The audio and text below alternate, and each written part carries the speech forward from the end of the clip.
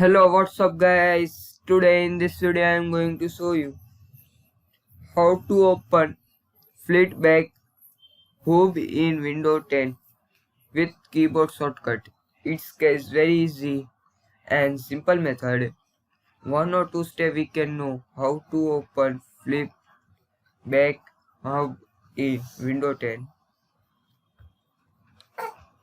If you are new in my channel, please subscribe my channel and like this video. You have to useful or not. First, you just press and hold window key plus F. Window key plus F. Wait for a while till this opening. Here you see. There is. It's guys very easy and simple method. One or two steps we can know how to open Flipback Hub in Windows 10 with keyboard shortcut. Thanks for watching. Please like, share, comment and subscribe my channel for latest update. Please comment this video useful or not.